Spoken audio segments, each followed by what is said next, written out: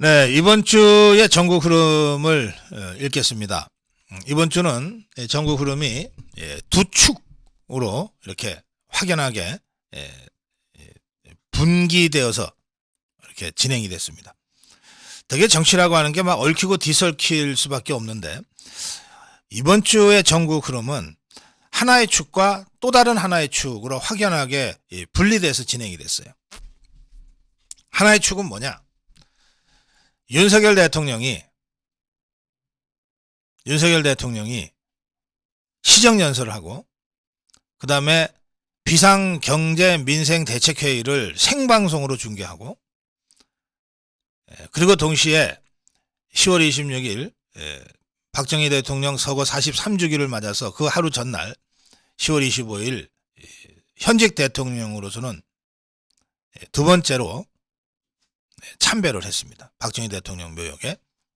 이런 윤석열 대통령의 민생 행보와 역사 행보라고 하는 큰 흐름이 한 주 동안 이어졌습니다.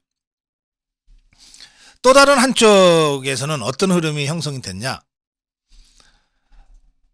서해 공무원 이대준 씨 피살 사건과 관련된 서욱, 김홍희의 구속, 또 이것을 가지고서 이제 자기들이 다음 순서라고 느낄 수밖에 없었던 노영민이, 서훈이, 박지원이의 기자회견, 이것에 대한 반박, 이런 이 사정의 흐름이 한쪽에 있었습니다.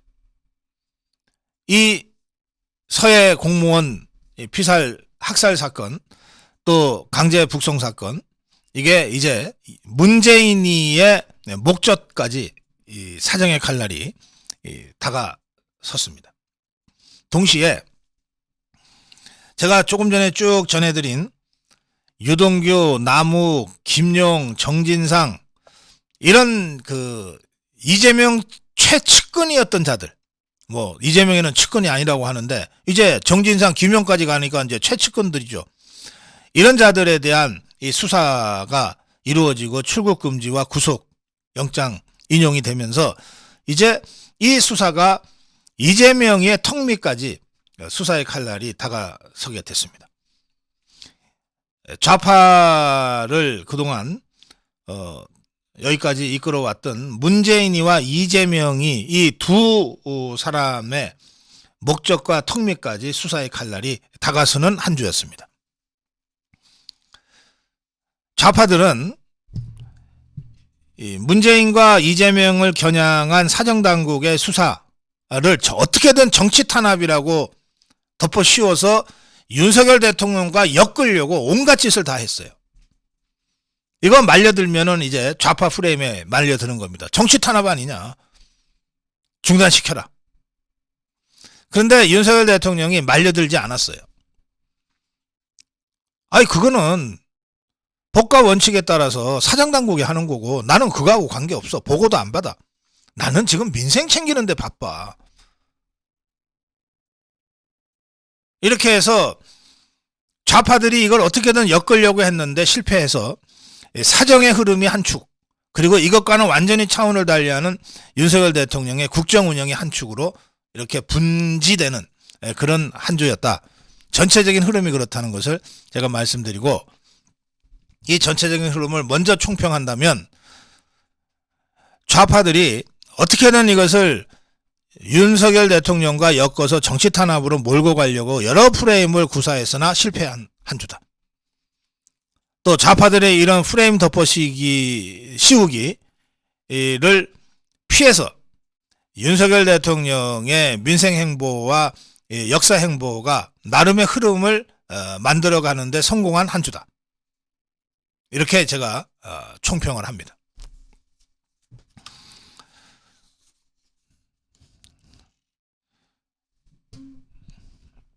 이 서욱과 김홍희의 구속, 이거는 좌파들한테는 굉장한 충격이었을 겁니다. 아, 이제 본격적으로 문재인이의 가장 가까운 이 사람들에 대한 사법 처리가 시작되는구나. 서욱이하고 김홍희가 구속됐는데 서훈이하고 박지원이하고 노영민이가 어떻게 피해갑니까? 이자들의 사법 처리 후에는 뭐가 남습니까? 문재인이 하나 달랑 남는 겁니다. 저는 지금 문재인이가 거의 감옥 갈 각오를 하고 감옥 가기 전에 며칠을 즐기고 있다, 그렇게 생각합니다.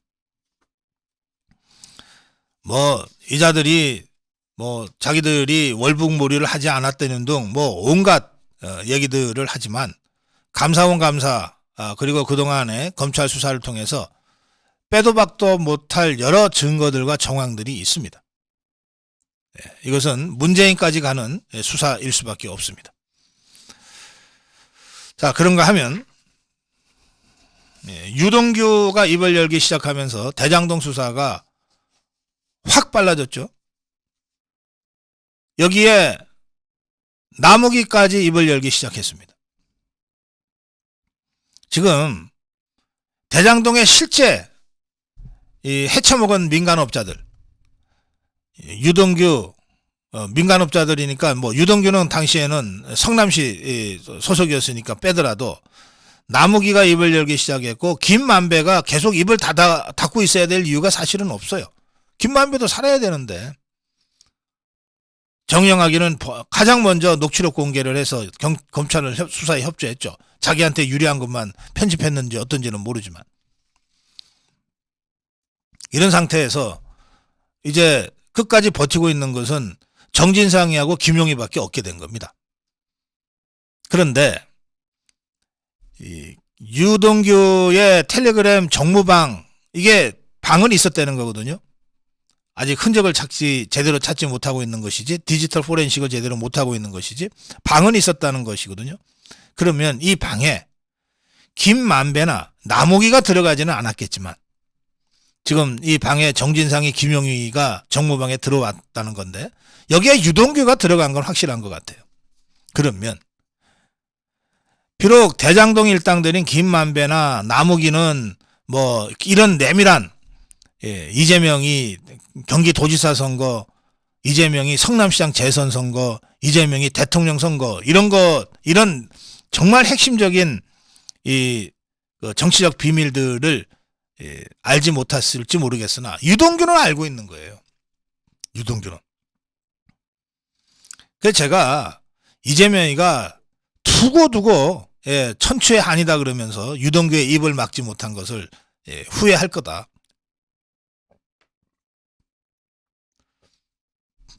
왜 수사당국이 그렇게 신속하게 유동규의 신변보호 조치를 받아들이고 유동규뿐만 아니라 그 박모 씨, 유동규의 그 가족인 박모 씨에 대해서까지 신변보호 조치를 했겠습니까? 그만큼 유동규의 진술이 폭발성이 있고 또 이재명 측 입장에서는 유동규 저 입을 못 박아서 우리가 이렇게 됐다고 하는 원한이, 그러니까 그 원한은 다른 말로 표현하면 지금이라도 저 입만 막으면 우리가 꼬리를 자를 수 있는데 라고 하는 식으로 언제든 행동이 될 수 있다라고 수사당국이 생각하고 있다는 뜻입니다. 네, 그래서 지금 검찰은 유동규 남욱의 진술을 통해서 대장동의 민간 사업자 일당들, 대장동 일당들의 내밀한 이야기까지를 다 파악하고 있게 됐고, 그다음에 유동규를 통해서 대장동 일당과의 관계뿐만 아니라 이재명 측이라고 통칭해서 부를 수 있는 이재명, 김용, 정진상 등등, 뭐 정무방에 이재명에는 안 들어왔다 그러지만 지금 지난 2010년 또는 그 이전 2006년 처음에 성남시장 도전했다가 첫 번째 실패했던 2006년부터 지금까지 일관되게 이재명과 함께하고 이재명의 분신과 같은 역할을 했던 정진상하고 김용희는 같이 들어와 있잖아요. 정무방에. 그러니까 이재명의 가장 내밀한 이야기까지도 지금 유동규가 알고 있다고 봐야 됩니다. 그리고 그런 것들이 모두 다 담겨져 있을 가능성이 큰 유동규 핸드폰에 클라우드 비밀번호를 자발적으로 제공했다는 거 아닙니까? 검찰에. 이 정도 되면 이재명을 포함한 이재명 측은 거의 검찰의 손바닥 안에 들어왔다고 할 수도 있습니다. 이 정도 상황이 전개됐는데도 이재명이를 사법적으로 처리하지 못한다면 그 검사 옷 벗어야죠. 이렇게 수사에 협조하는 사람이 많은 사건도 아마 없을 거예요. 거악 사건 경우에.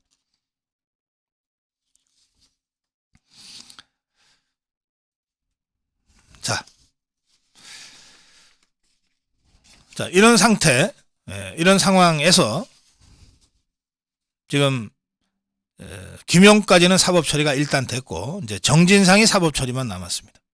정진상의 사법 처리만 남았습니다. 저희가 이 대장동 사건 처음에 공개가 됐을 때 최측근 정진상이가 핵심골이다라는 얘기를 고성범 본부장도 했고 또 대장동 사건을 조금 취재해본 기자들도 다 했습니다. 가장 먼저 이름이 나왔던 게 정진상인데 가장 늦게까지 사법 처리를 버티고 있는 것도 정진상입니다. 그만큼 세다는 뜻이에요. 이건 뭐 그야말로 이재명의 분신이라고 볼 수 있습니다. 그런데 이 정진상의 사법 처리는 이제 피해갈 수 없다. 도망갈 데가 없다. 이렇게 강력하게 버티는 센 자가 막상 구속돼서 수사검사 앞에 앉으면 순간적으로 무너지는 경우도 덜어 있습니다. 그러니까 사람 생각하기에 따라 그냥 순간적으로 상황이 변하는 것이거든요. 정진상이 지금 오죽 생각들이 많이 왔다 갔다 하겠습니까? 그래서 저는 이 정진상의 신변보호가 굉장히 급한 문제다. 이렇게 생각합니다. 수사를 하기 위해서 신원을 확보하는 것도 중요하지만 이 사람은 어떻게 될지 진짜 아무도 모르는 거예요. 그래서 가장 핵심고리였던 이 정진상이의 신변 보호와 신원 확보를 위해서 검찰이 조금 더 빨리 적극적으로 움직일 필요가 있다. 그렇게 생각합니다. 자, 한쪽의 사정의 흐름을 제가 이렇게 대충 정리했습니다. 문재인의 목적까지 간 사정의 칼, 이재명의 턱 밑까지 간 사정의 칼, 이게 더 이상은 이제 후퇴할 수 없을 정도로 객관적 정황상 앞으로 나갈 수밖에 없을 정도로 가 있다. 여기서 물러서면 검사 옷 벗을 수밖에 없다. 검사 하나의 문제가 아니다. 여기서 물러서면 총장이야 검찰 전체가 국민적 지탄을 받고 책임져야 될 상황이 될 수 있다. 그래서 이제 검찰은 끝까지 갈 수밖에 없는 상황까지 왔다. 이게 이제 한 축, 사정의 축입니다. 근데 이 상황에서 윤석열 대통령이 뭐 문재인이처럼 누구 불러갖고서 뭐 공소시효가 지나도 조사를 하려는 등 합동수사본부를 구성하려던 등 이런 황당한 짓을 윤석열 대통령이 할 리가 있습니까? 보고도 안 받을 텐데 그건 검찰이 알아서 할 일이야. 아마 윤석열 대통령은 일체 보고 안 받을 겁니다. 그런 거를 보고해 왔던 조직이 대통령실의 민정수석실이에요. 검찰로부터 주요 사건과 관련돼서 이런 수사가 진행되고 있다. 이런 거를 검찰이 대통령한테 어떻게 직접 보고합니까? 한다면 대통령실에 있는 민정수석실이 그 보고를 받아서 민정수석실이 그런 것들을 정리해서 대통령이 꼭 알아야 될 정보다라고 판단될 경우에 민정수석이 대통령한테 보고해 왔던 것이 지난 정부에까지의 이 메커니즘이었는데 윤석열 대통령이 말이죠. 그 민정수석실을 없애버렸어요. 설사 검찰에서 뭘 보고하고 싶어도 누구한테 가서 보고합니까? 보고 통로가 없어져 버렸는데. 윤석열 대통령은 일체 지금의 검찰 수사에 관여하지도 않고 별로 관심도 갖지 않을 거예요. 그렇게 한가한 자리가 아니다.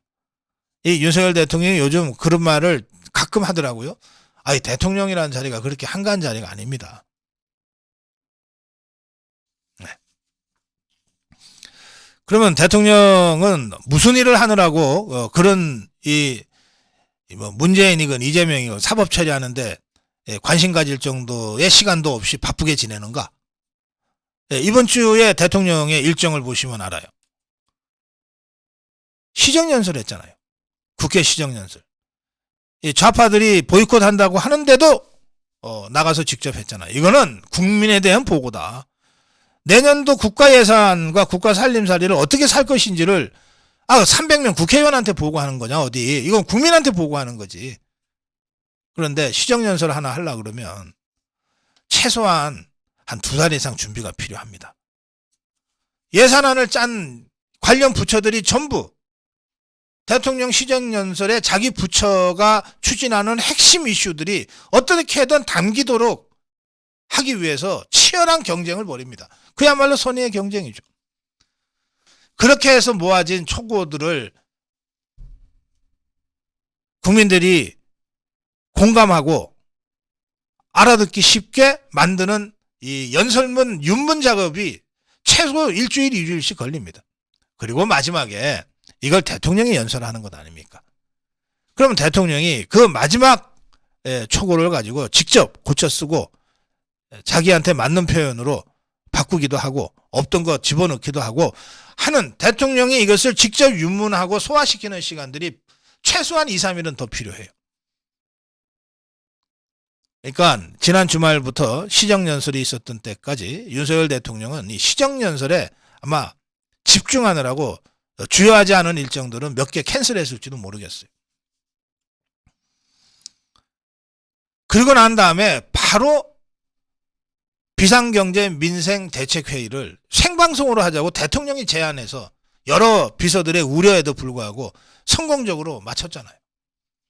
그 준비는 또 어땠겠습니까? 각본이 없이 진행된 80분의 생방송을 준비 없이 어떻게 합니까? 각본이 없었던 거지 준비가 없었던 게 아니잖아요. 각본 없이 하려고 그러면 준비는 각본 가지고 할 때보다 최소한 3배 이상 준비가 필요한 겁니다. 각본이야 정 안 되면 보고 읽으면 되지. 문재인이처럼 A4 보고 읽듯이. 각본이 없었으니까 통상적인 대통령 행사 준비 3배 이상의 시간과 정성을 들여서 준비하지 않을 수 없었던 거죠. 이 시정연설과 비상경제 민생대책회의 이거만으로도 대통령실이 아마 총력전 벌이듯이 했을 거고 대통령도 거의 잠자는 시간 줄여가면서 이 준비 작업을 했을 겁니다.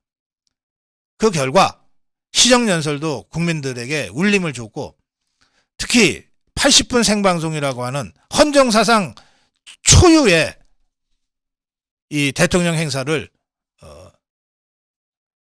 대가 없이 잘 마쳤어요. 이러면서 국정운영의 중심에 윤석열 대통령이 있다라고 하는 것을 국민들이 여러 가지 이 매체를 통해서 확인하게 된 겁니다. 그래서 좌파들이 어떻게든 이 윤석열 대통령을 문재인 수사, 이재명 수사의 그 배후 기획자, 주도자로 어떻게든 얽어놓고 엮어놓으려고 공격을 했으나 워낙 차원이 다른 행보를 해버렸기 때문에 좌파들의 그런 프레임 덮어씌우기가 실패했다는 겁니다. 여기에 더해서 이번 주 윤석열 대통령의 정말 중요하고 상징적인 행보가 있었습니다. 그게 10월 25일 사전에 고지하지도 않고 언론에 알리지도 않고 박정희 대통령 묘소를 참배한 사건입니다. 제가 사건이라고 표현합니다만 이게 워낙 중요한 역사적 의미를 담는 일이라서 제가 그렇게 표현했습니다.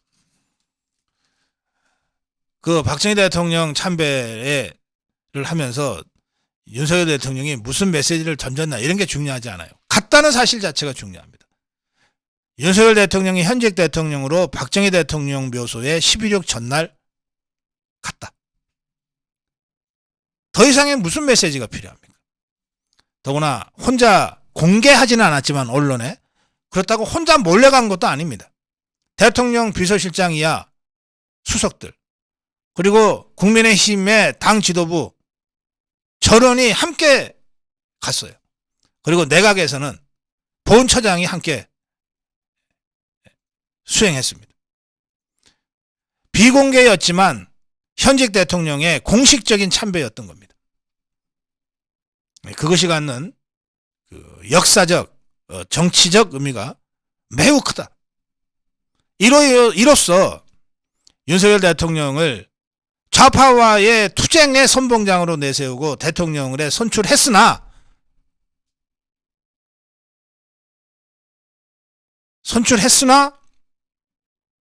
이러저런 이유로 윤석열 대통령으로부터 마음이 떴던, 등을 돌렸던 그런 우리 자유파 국민들 모두가 다 다시 윤석열 대통령을 돌아보게 됐고, 윤석열 대통령이 가고자 하는 자유민주주의 시장경제 법치라고 하는 헌법가치 구현에 한마음이 돼서 함께 나서자, 이런 분위기가 일거에, 그 행보 하나로 일거에 형성이 된 겁니다. 이런 자유파의 이 흐름이 지난주 토요일 날 삼각지 대회전이라고 좌파들이 엄청 협박했던 그 대회전을 우리 자유파의 힘으로 완전하게 압도적으로 이긴 그 자유파의 승리의 흐름과 맞닿아서, 자유파의 승리의 흐름과 윤석열 대통령의 이런 민생행보, 역사행보가 맞닿아서 대통령의 지지율 상승으로 이어지게 될 것이다. 저는 그렇게 예측합니다. 고성국의 판, 여기까지 하겠습니다.